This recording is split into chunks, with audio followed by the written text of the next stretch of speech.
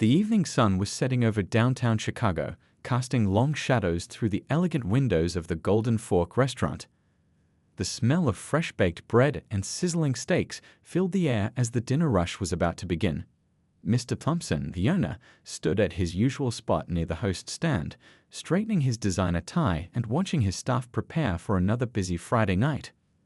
The restaurant buzzed with activity, waiters polishing wine glasses, the chef calling out orders, and the soft melody of classical music floating through the speakers. This wasn't just any restaurant. The Golden Fork was where celebrities and business executives came to dine. Mr. Thompson took great pride in maintaining its reputation as one of the city's most exclusive establishments. He watched with satisfaction as well-dressed guests arrived, checking their expensive watches and discussing business deals. The maitre d' greeted each one by name, leading them to carefully prepared tables with crisp white tablecloths and sparkling silverware. Around 7:30 p.m., a couple walked in, their presence immediately catching Mr. Thompson's attention. They were impeccably dressed, the man in a tailored black suit and the woman in an elegant blue evening dress that probably cost more than most people's monthly rent. But Mr. Thompson's welcoming smile faded when he noticed they were black. His mind immediately jumped to conclusions, forgetting the Rolex on the man's wrist or the Hermes bag carried by the woman. Instead of greeting them, he quickly walked over, cutting off his maitre d' before she could welcome them. "Good evening," he said, his voice notably cooler than it had been moments before with other guests. He didn't even bother opening the reservation book. "I'm afraid we're fully booked for the evening. Perhaps you might try the casual dining district a few blocks down." The couple exchanged a quick glance. The man's expression remained neutral, but something flickered in his eyes. A look of tired familiarity, as if this wasn't the first time he'd experienced such treatment. The woman's perfectly manicured fingers tightened slightly on her purse strap, but her voice remained perfectly calm. "We were hoping to celebrate tonight," the man said quietly, his voice carrying the refined tone of someone well-educated. "We'd be happy to wait for a table." Mr. Thompson shifted uncomfortably, especially as he noticed several empty tables behind him. One of his waiters was actually in the process of setting up a foretop near the window. Still, he stood his ground. "I'm sorry, but we're fully committed for the entire evening. Perhaps you should have made a reservation." Just then, a middle-aged white couple walked in behind them. The maitre d', trying to handle an increasingly awkward situation, automatically said, "Good evening. Table for two? Right this way, please." The contrast couldn't have been more obvious. The black couple watched as the other pair was immediately led to one of the empty tables. The woman in the blue dress took out her phone and quietly snapped a photo of the nearly half-empty dining room. Her husband gently touched her elbow. "Thank you for your time," he said, his dignity intact despite the situation. "We'll find somewhere else to celebrate." As they turned to leave, the woman paused and looked directly at Mr. Thompson. "You know," she said softly, so only he could hear, "sometimes life has a way of teaching us the lessons we need to learn." With that, they walked out into the Chicago evening. Mr. Thompson quickly brushed off the uncomfortable feeling in his chest. He'd dealt with similar situations before, always telling himself it was about maintaining the restaurant's atmosphere. He straightened his tie again and turned back to his usual duties, unaware that this encounter would soon change his life in ways he could never imagine. A few of his staff members had witnessed the scene. His young hostess looked deeply uncomfortable, while one of his senior waiters shook his head slightly before walking away. But Mr. Thompson ignored these reactions, just as he ignored the small voice in his head questioning his actions. He didn't know it yet, but this ordinary Friday evening would mark the beginning of an extraordinary story, one that would force him to confront his deepest biases and ultimately reshape not just his life, but his entire worldview. Later that evening, in a quiet corner of their penthouse apartment overlooking Lake Michigan, the couple sat together on their balcony. The city lights sparkled below them like fallen stars, but neither was paying much attention to the view. The woman was still holding her phone, looking at the photos she'd taken at the restaurant. "Maybe we should post these," she said softly, her fingers hovering over the social media app. "People should know what happened." Her husband reached over and gently covered her hand with his. "You know," he said, his voice carrying the weight of years of similar experiences, "I just finished a 12-hour surgery today. saved a young mother's life. He paused, looking out at the city lights. That's what I want to focus on. Not another restaurant owner who can't see past his own prejudices. His wife turned to look at him, her eyes filled with a mixture of pride and frustration. As one of the city's top civil rights attorneys, she'd spent her career fighting against exactly this kind of discrimination. I know, honey. And you're right. It's just, she set her phone down and sighed. Sometimes I wonder if anything has really changed. Just then, their doorbell rang.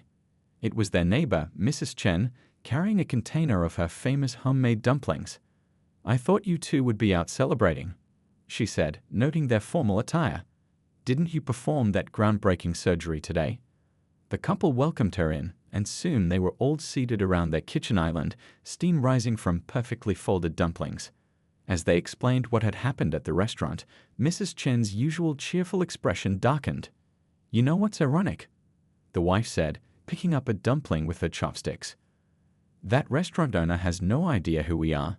He didn't just turn away two successful professionals, he turned away the head of cardiac surgery at Chicago Memorial and the lead attorney for the Civil Rights Action Committee.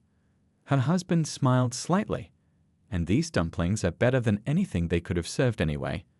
Mrs. Chen beamed at the compliment, but then grew serious again. You should do something about it, she said firmly. Not for revenge, but for change. So maybe the next couple doesn't have to go through the same thing. The wife pulled out her laptop and began documenting everything while it was fresh in her memory. The time, the exact words spoken, the photos of empty tables. Her husband watched her work, admiring how she could channel her anger into action. I'll file a formal complaint tomorrow, she decided, closing her laptop. Not because we need the publicity, we certainly don't, but because these things need to be recorded. They need to be acknowledged. Her husband nodded, thinking about his day in the operating room. There, under the bright lights with someone's life in his hands, skin color had never mattered. He built his reputation on taking the most challenging cases, the ones other surgeons wouldn't touch. His team trusted him completely, never questioning his judgment or expertise. You know what's funny, he said, helping himself to another dumpling. In the OR, nobody cares what color your skin is. When you're holding someone's heart in your hands, all that matters is your skill. But the moment you take off that surgical gown, Mrs. Chen patted his hand. Their loss, she said firmly. Both of you do such important work. That restaurant owner, he'll learn someday. Life has a way of teaching people. They spent the rest of the evening sharing stories and laughter with their neighbor, the unpleasant restaurant incident fading into the background. Before heading home, Mrs. Chen insisted on leaving them the rest of the dumplings, saying they needed comfort food after such an evening. As they cleaned up the kitchen together, the wife thought about what their neighbor had said about life teaching people lessons. She'd seen it happen in her legal career, how circumstances could suddenly make someone see things differently. But she never could have guessed how prophetic those words would prove to be. Her husband wrapped his arms around her from behind as she loaded the dishwasher. You know what I'm grateful for, he said softly. That we can come home to this. That we've built a life where one man's ignorance can't really touch us. She turned in his arms, resting her head on his chest. I just hope someday it won't have to be about building armor against it. That people will finally learn to see each other as just people. Neither of them could have known that someday was coming sooner than they thought. In just 2 weeks, their paths would cross again with Mr. Thompson's in a way none of them could have predicted, a twist of fate that would challenge everything the restaurant owner thought he knew about people, about life, and about himself. 2 weeks passed, and life at the Golden Fork continued as usual. Mr. Thompson kept himself busy with the day-to-day operations of running his restaurant, pushing away any lingering thoughts about the couple he turned away. The incident was just another Friday night to him, already fading from memory. It was a typically hectic Tuesday afternoon. The lunch rush had just ended, and the kitchen staff was preparing for dinner service. Mr. Thompson was in his office, reviewing the week's receipts and frowning at the rising food costs when he felt the first twinge in his chest. At first, he brushed it off as heartburn, probably from sampling the new spicy appetizers the chef had been experimenting with. He popped an antacid and tried to focus on his paperwork. But the discomfort didn't go away. Instead, it grew steadily worse, spreading across his chest like a tightening band. Just stress, he muttered to himself, loosening his tie. The restaurant business wasn't easy, especially these days. Between managing staff, keeping customers happy, and dealing with competitors, there was always something to worry about. His young assistant knocked on the office door. "Mr. Thompson, the wine supplier is on the phone about next week's delivery." He waved her away, suddenly finding it hard to catch his breath. The pain was getting sharper now, radiating down his left arm. Sweat beaded on his forehead despite the office's air conditioning. Something wasn't right. Standing up to get some water, the room started spinning. He grabbed the edge of his desk, knocking over a stack of invoices. The sound brought his assistant running back. "Mr. Thompson." Her eyes widened as she saw him clutching his chest, his face ashen. Without hesitation, she grabbed the phone and dialed 911. The next few minutes were a blur. His chef rushed in, helping him sit down. Someone was talking to him, telling him to stay calm, but their voice seemed far away. He could hear sirens in the distance, growing closer. The paramedics arrived quickly, their efficient movements and professional calm a stark contrast to the panic around them. They asked him questions he struggled to answer through the pain. How long had this been going on? Did he have any medical conditions? Any family history of heart problems? "My father," he managed to gasp. "Heart attack, at 52. He was 51. As they loaded him into the ambulance, he caught glimpses of his staff's worried faces. His assistant was crying, the chef trying to comfort her while simultaneously calling Mr. Thompson's sister to let her know what was happening. The ride to Chicago Memorial Hospital was a nightmare of pain, fear, and beeping machines. The paramedics worked quickly, attaching monitors and starting an IV. One of them was speaking into a radio, using medical terms Mr. Thompson didn't understand. Possible myocardial infarction, showing ST elevation, need cardiac team standing by. Through the haze of pain and mounting fear, Mr. Thompson heard one of the paramedics say, "You're lucky. The best cardiac surgeon in the state is on duty today. If anyone can help you, it's him." In the emergency room, everything moved at dizzying speed. Doctors and nurses swarmed around him, voices overlapping as they called out numbers and medical terms. Someone was cutting away his expensive dress shirt. Machines beeped urgently. A doctor in a white coat appeared above him, speaking clearly and calmly. "Mr. Thompson, you're having a serious heart attack. The next few hours are critical. We need to get you into surgery immediately. Do you understand?" He managed to nod, terror gripping him as tightly as the pain in his chest. This couldn't be happening. He was too young. He had too much left to do. The restaurant needed him. His sister needed him. As they wheeled him toward the operating room, the lights overhead passing in a blur, he'd heard someone say, "Page the chief of cardiac surgery.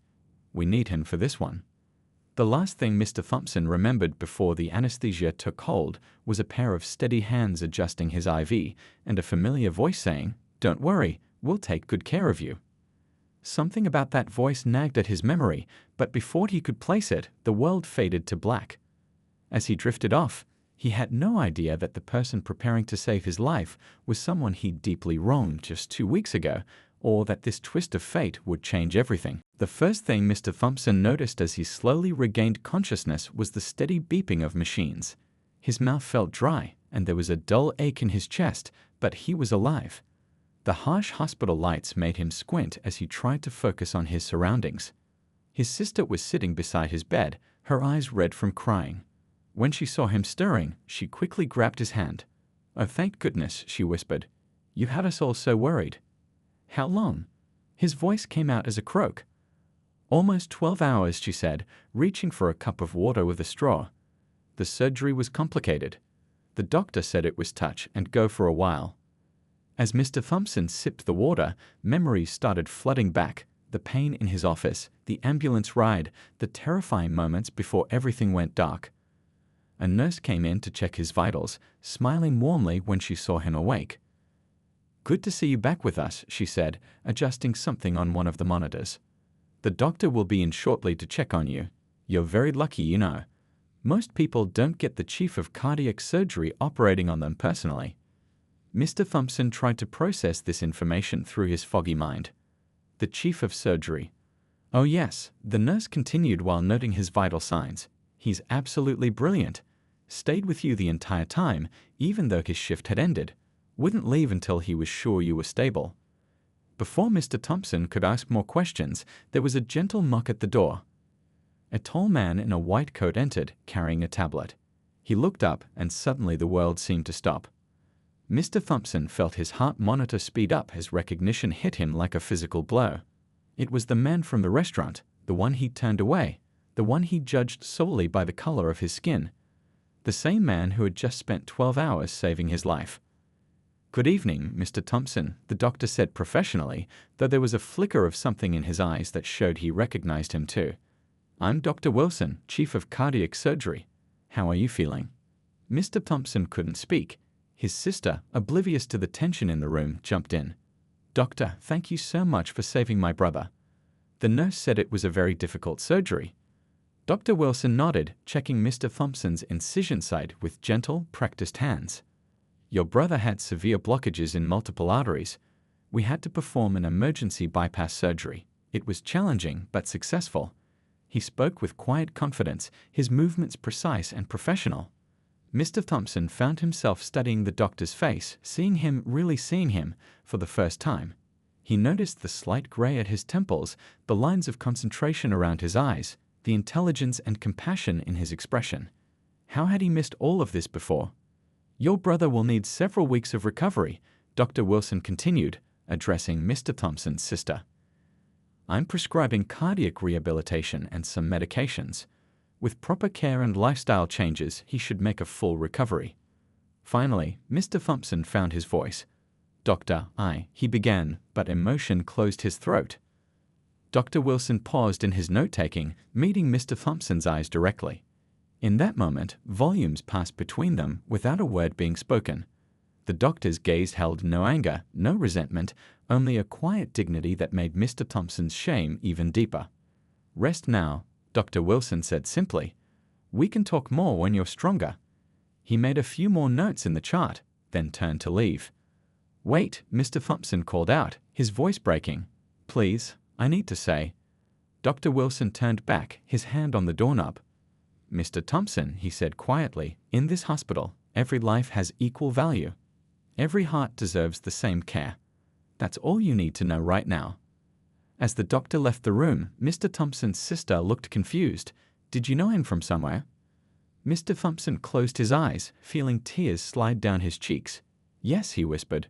"No, I thought I did, but I didn't know him at all."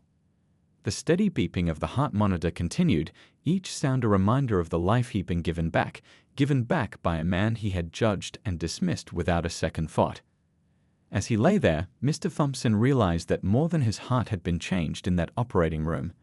Something fundamental had shifted inside him, and nothing would ever be the same. The next few days in the hospital gave Mr. Thompson plenty of time to think. His room had a view of the hospital parking lot, and he found himself watching the constant flow of people coming and going. Doctors, nurses, patients, visitors, all different colors, backgrounds, and walks of life, all part of the same human story of healing and hope.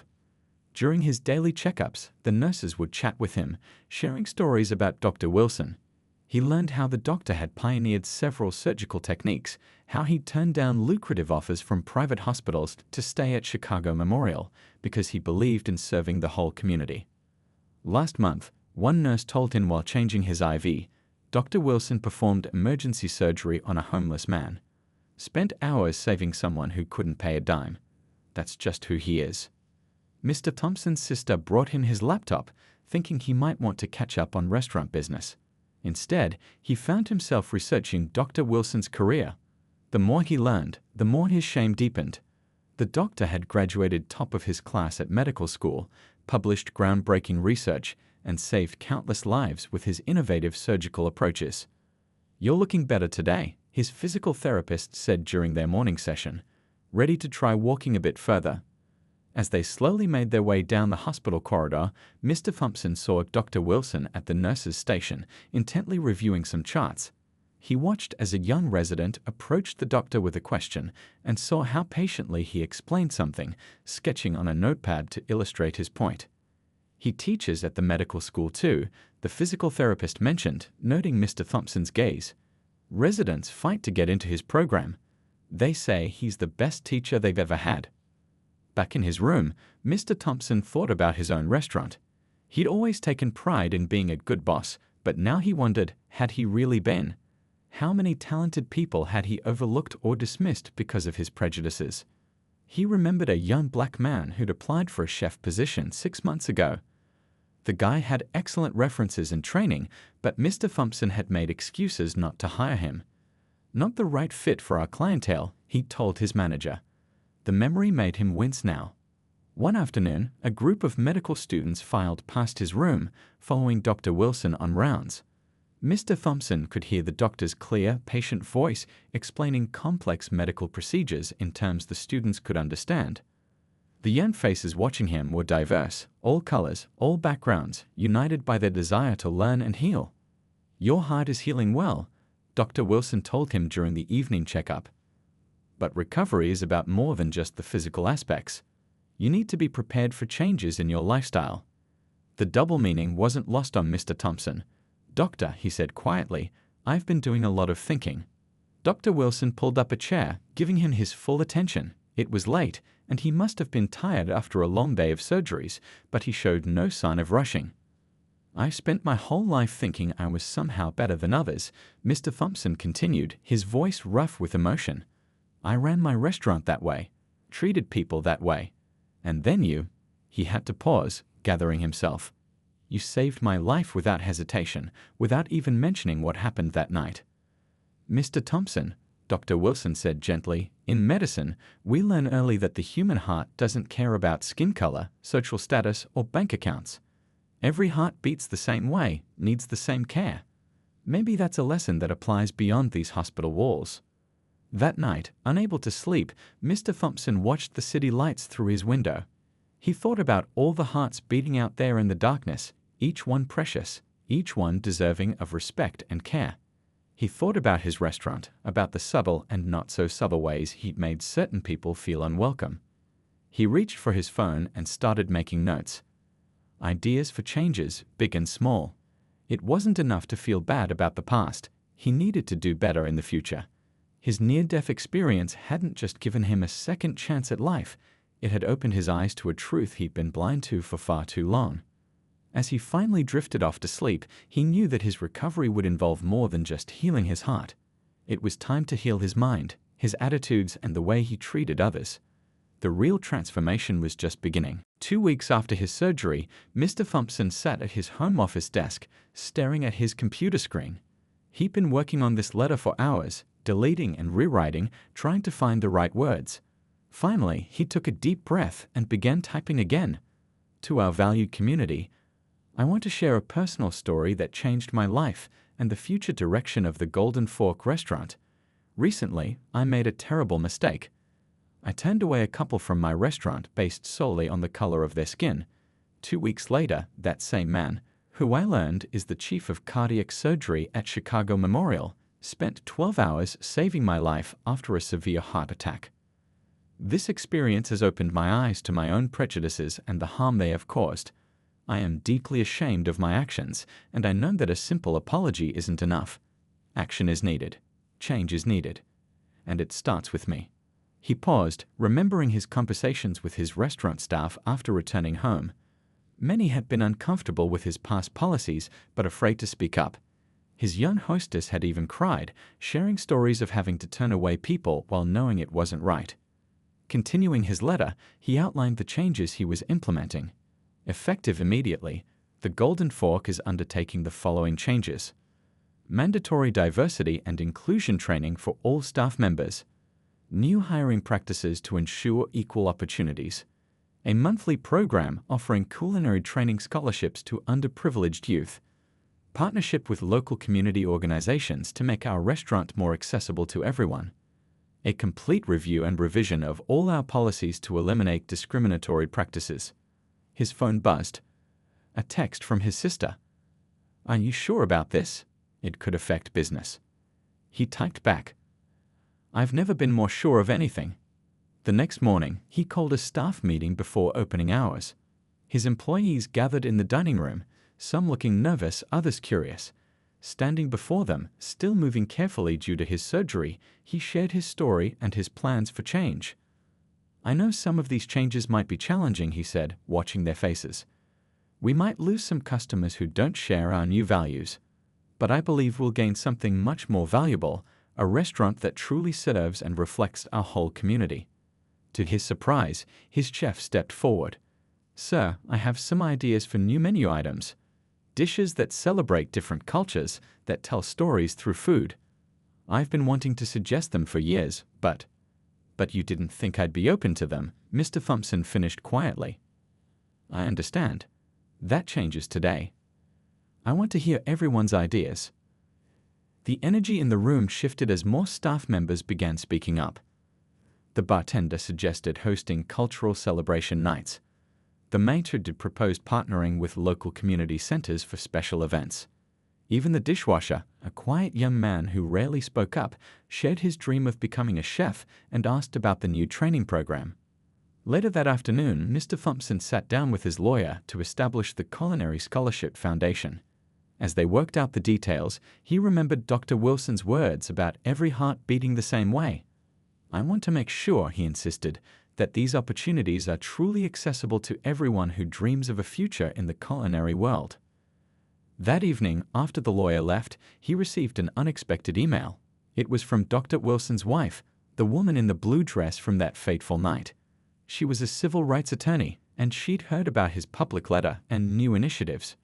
"Your words and actions," she wrote, "show genuine commitment to change. While the past cannot be undone, your response to this experience demonstrates the power of transformation. My husband and I would be interested in discussing how we might support your scholarship program." Mr. Thompson felt tears in his eyes as he read her words. He thought about how different things could have been if he'd simply welcomed them that night. But perhaps this way, through his very public mistake and very public commitment to change, more people would be helped in the long run. Looking out his office window at the busy Chicago street below, he watched people walking past his restaurant. Each person had their own story, their own dreams, their own value. He'd spent years seeing only what he wanted to see. Now, finally, his eyes were truly open. His hand drifted to his chest, feeling the healing scar beneath his shirt. A permanent reminder of the day his life changed in more ways than one. Tomorrow, the local newspaper would run his letter. Tomorrow, the real work would begin. But for the first time in his life, he felt truly ready to serve his whole community, not just a privileged few. 6 months had passed since that life-changing night at the Golden Fork. The restaurant's dining room was buzzing with energy as guests from all walks of life enjoyed their meals. The aroma of various cuisines filled the air. Traditional French dishes now shared the menu with foods celebrating cultures from around the world. Mr. Thompson stood near the entrance, watching a young culinary student from his scholarship program working confidently in the open kitchen. She was the daughter of Vietnamese immigrants, and her modern take on traditional recipes had become some of their most popular dishes. "Your table is ready, sir," the hostess said to a group of businessmen. One of them frowned, glancing at another party being seated, a family celebrating their son's graduation. "We'd prefer a different section," the businessman said quietly to Mr. Thompson, with a meaningful look at the family. Mr. Thompson smiled politely but firmly. "I'm afraid we don't take seating preferences based on anything except party size and reservation time. However, I can offer you our waiting area if you prefer, or I can recommend several other restaurants in the area." The man looked surprised, then embarrassed. After a moment's hesitation, he followed the hostess to the assigned table. Mr. Thompson noticed that by the end of their meal, the businessman was asking the waiter about the Vietnamese fusion dishes at the next table. Later that evening, the restaurant hosted a special event, a graduation ceremony for the first class of their culinary training program. The dining room had been transformed, with proud families filling every seat. Dr. Wilson and his wife sat in the front row as guests of honor. "When we first started this program," Mr. Thompson began his speech, "some people said it would never work. That fine dining has to be exclusive to be successful. Well, our sales figures tell a different story." He smiled at his accountant, who nodded in confirmation. "But more importantly," he continued, "we've created something far more valuable than profit. We've created opportunity, community, understanding. He gestured to the graduating students, their faces shining with pride. These talented individuals will go on to change the culinary world, bringing their unique perspectives and creativity to kitchens across the country. After the ceremony, Dr. Wilson's wife, who had helped structure the scholarship program's legal framework, approached Mr. Thompson. "You know," she said, "when we first met, I never imagined we'd be here today. Life has interesting ways of bringing people together." Mr. Thompson nodded, watching Dr. Wilson chat with one of the graduates who'd expressed interest in medical school. "Your husband didn't just save my life that day," he said quietly. "He showed me how to live it better." The local news had picked up the story of the Golden Fork's transformation. Other restaurant owners had reached out, wanting to learn about implementing similar programs. What had started as one man's change of heart was creating ripples throughout the industry. That night, after the guests had left and the staff was cleaning up, Mr. Thompson's sister stopped by. She found him sitting at the bar, looking through photos from the graduation ceremony. "Remember when I worried this would ruin the business?" she asked, settling onto the stool next to him. "I've never been happier to be wrong. This place has more life now than it ever had before." He showed her a letter he'd received that morning. A major culinary institute wanted to partner with them, expanding the scholarship program nationally. "It's amazing," he said, "how one moment can change everything. That night when I turned them away, I thought I was protecting something, but I was just building walls that kept out so much beauty, so much talent, so much life." His sister squeezed his hand. "You learned. You changed. That's what matters." "No," he corrected gently. "What matters is what we do with that change." As they locked up for the night, Mr. Thompson paused in the doorway, looking back at his restaurant. The walls that had once displayed only classical French art now showcased works by local artists of all backgrounds. The menu board listed dishes whose names told stories of heritage and passion.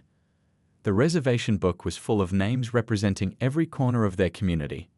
His hand touched his chest, feeling the scar that had become a reminder not of fear or pain, but of transformation. In saving his heart, Dr. Wilson had helped him find its true purpose. The Golden Fork was no longer just a restaurant, it had become a place of healing, of growth, of coming together. A place where every heart was welcomed, every story celebrated, and every person valued. As he turned off the lights, Mr. Thompson smiled, knowing that tomorrow would bring new faces, new stories, and new opportunities to prove that change, real change, was not only possible but enriching in ways he'd never imagined possible.